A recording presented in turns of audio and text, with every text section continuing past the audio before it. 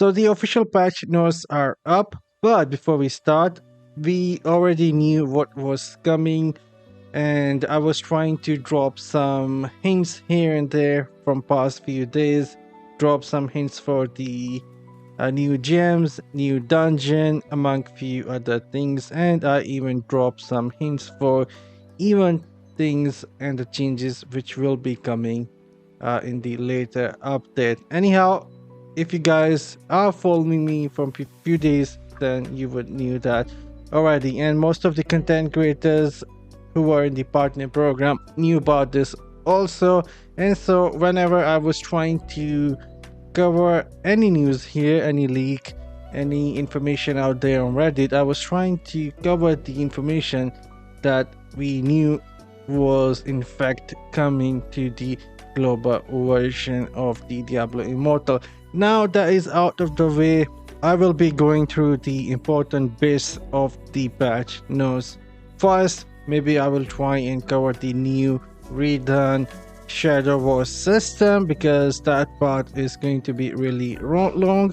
But the first thing that we have here is a new dungeon, and it is coming in the very first map of the game. War Redone, I believe so is the name. Forgive me for butchering the name of the zone, but it is the very first zone where the game starts, and this is where we will go and fight the butcher. There will be one more boss here, and if you guys remember, I've been dropping the hint like fresh meat, and that was a Easter egg for the butcher. So butcher is coming, and this dungeon is going to be somewhat fast. They said that we will able to speed from this dungeon, and it is somewhat looking good. Alley of the Blood is going to be new PvP. Shadow War, we won't be going into this. This is huge. You guys can't read it yourself. There is going to be a lot happening. And so let's dive into some of the other things. But this is going to be like 8v8 and then go into 4v4 fashion PvP. A lot happening there. We will actually have to find out once we get to play it to understand it a bit more. Anyways, if we keep scrolling down, let me see what else we have here. I already shared the new legendary gems even before the patch notes went live. So if you guys have missed that, you can check it out on the channel. I already shared my thoughts about these upcoming new legendary gems, and honestly myself, I will be most likely picking the Viper Bite up and switching my Chip of Stone Flesh with this Viper Bite. It is looking really good. Void Spark I will try out when I get the chance. And then the Champion Revolt limited time event is coming on 21st. It will last till 5th of October, and then again we are getting a new season 18. This is going to be based on Butcher himself, and so the skins that will be like somewhat themed after Butcher, and honestly in my opinion the Barbarian skin is looking the best. And yes, look at that, fresh meat, the Butcher. There we go. And most likely 90% chance I will end up getting this Cosmetic. It is freaking looking good. Look at that sorceress in the background, all skeleton and powerful. The robes are flying around, and look at that awesome looking shield of Crusader. This is going to be a Deathless Destiny Phantom Market Cosmetic, and so most likely it will be 170 US dollars and around 200 euros, and most likely, like I said, 90% chance I will end up grabbing this thing up, because nowadays I do switch classes in between. I have switched to Demon Hunter, Blood Knight, I have played Wizard and Necromancer, and so I will be switching in between, and having this skin, I think I will enjoy it a lot. It is looking really good, and we can see how the drop chance of this is going to be. Anyhow, returning events, some more events will be starting soon in October and will last till November, it seems like. I won't be reading too much into that.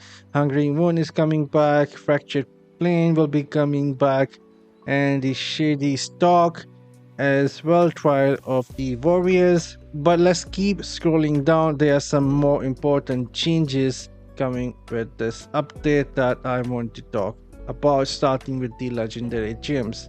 So this feature here, we were not told about that was coming to the global version as well, and so I never tried to hype this up because my goal was to only share the information that I knew would be coming with the patch notes. But good to see we have this feature coming to the global version as well, and it will be a good way to upgrade your gems. So legendary gems now can be upgraded in smaller increments.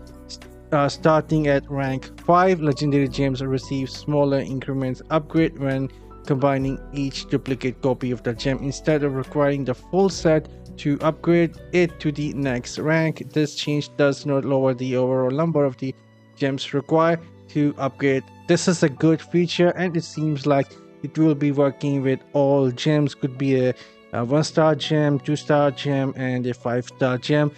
It will start working after rank 5. You need to upgrade your gem to rank 5 first, and after that you can just dump your copies or duplicates gems into the upgrade, and it will give you some increase more increment resonance, and so you don't have to wait to like grab 11 copies, 6 copies before you can get to the next rank 6. You can slowly work your way to the rank 6 just by dropping in some of the copies as you collect them. So this is going to be a good change. Next, we are seeing some changes to the skill interruption here. Abilities with the short cast time, like you say, the Holy Banner and the Fist of the Heaven will no longer be interrupt able. This is going to be a good change, especially in PvP where you try and cast a skill and you get a CC and your whole skill is wasted. So this is going to be somewhat a nice change. And we have a random dungeon finder. Basically, it will do what it says here. You will search for a random dungeon and get a random dungeon, and it will give you somewhat more rewards. And they are also increasing some rewards for the first skill of the day. Not all that big, but a decent change. Rite of Exile getting some changes, but this is going to be really hard. You will have to have a 7-week reign as a immortal and have some fight versus Shadow Clean, and it will give you some more damage and rewards, and so this is going to be very hard, and so let's skip that. Battleground idle changes is going to be big. We have increased the speed of the idle during the phase 2 of the Battleground and Rite of Exile. The more players on the idle, up to 4 players, will increase the movement speed up to 30%. Additionally, we reduce the time required to activate the idle at the very beginning. We are doing this because currently more teams on the defensive side are winning, and so they want more balance here so attacker can win the matches, and I feel like the attackers will be winning a lot more matches now because 30% speed increases a lot, and this is gonna mess few things up. And also they are making somewhat minor nerf to the rat form, sanguinate, and the bears right now for the Blood Knight and Necromancer. This was expected, but some more nerfs will be coming in early October for the survivability of these two classes, and some changes maybe for the other classes as well. Anyhow, if you will be using your rat form or the sanguinate or the bears and try and stay on the idle, it will not count you as a player standing on the idle. This is going to be somewhat a change right now, but it won't make all that big of a difference. Anyhow, they're also increasing some rewards for the Immortal Wall Defense.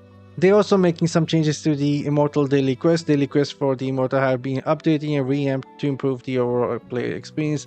What we know is that all the Immortal quests will be weekly now, so you don't have to do them daily the same thing, and there are some more changes there. So let's go down a bit more. You can also earn this clock permanently now inside of the game, but you have to be actually immortal for quite a lot of weeks, and you can unlock the better forms of this clock. So not all that big, just a cosmetic thing. They also are making some changes to the shadow assembly. Now it will open twice a day. It will also open in morning or afternoon, 12 p.m. to 2 p.m., and then again in evening at 7 p.m. to 9 p.m. server time. And if we scroll down a bit more, they're also making some changes to the shadow daily quest. Not all that important. They're also adding some more modifier for the elder rifts. It will be when you're using legendary crest, reducing some requirement for the new zones like the Storm Point, Red River, Ancient Cradle. And if we scroll down, we are getting to new chapters for the hero journey. So we have that. And if we go and read this, the warband changes here. First off, I want to give credit to Zonshini out there and I myself, who tried really hard in the partner program to raise this issue.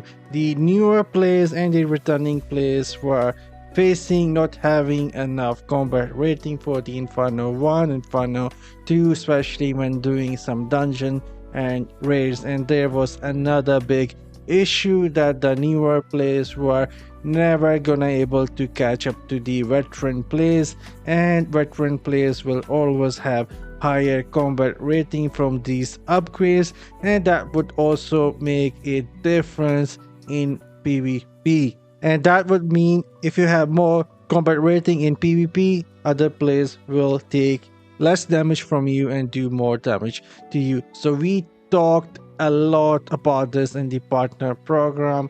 We had a lot of resistance there. Not many were in favor of wanting this feature, but we pressed on. So I want to give credit to Zonshini and I myself. Like I said, I were collecting a lot of feedback from you guys when the Blood Knight came out. A lot of new players were trying it out, returning players and having issues. But if we read this, players that are behind on the Warband Ancestral Tableau will now receive bonus points to help them catch up to the other players. Players that are just starting will receive up to 5x bonus that will decrease as they get closer to the limit. This is the same suggestion that I gave them. They should start with somewhat a good bonus that slowly goes away as they get closer to the older player, but they still have to play the damn game. Additionally, player will no longer need to be in a warband to participate in defense of Sarenga and purge of the depth. Both activities now can be accessed in West March. You just have to go and talk to some NPCs and you can go and team up with your friends without any warband and still earn some points. So this is going to be a very welcome change. Alright, this video is getting longer, so let's go a bit quicker. They are also reducing the time in between it takes for the waves to show up in the Casa Sarenga. This is good change. They're also adding some more pages to the Bestiary. UI changes for the Immortal Treasury Rewards. Prodigy part is coming. This is going to be a seasonal thing now.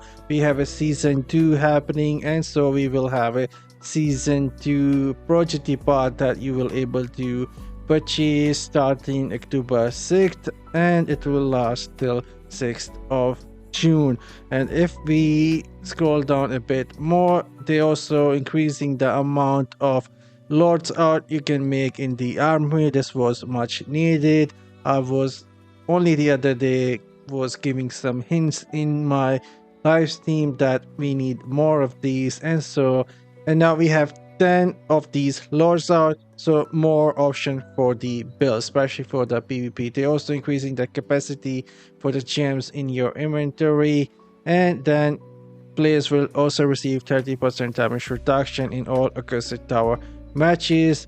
Reward chests will now automatically open at the end of the dungeons. You don't have to wait for everyone to click on it. This is also a good change. New server will provide players with experience bonus until they reach the max level. I guess this is going to be even more of the bonus. And there we go, everything right there. I tried to go through this as quick as possible, so let me know in the comment section down below what do you guys think. I will be still talking about some of these changes in another video, but for now I'm signing off. You guys have a great day. Later.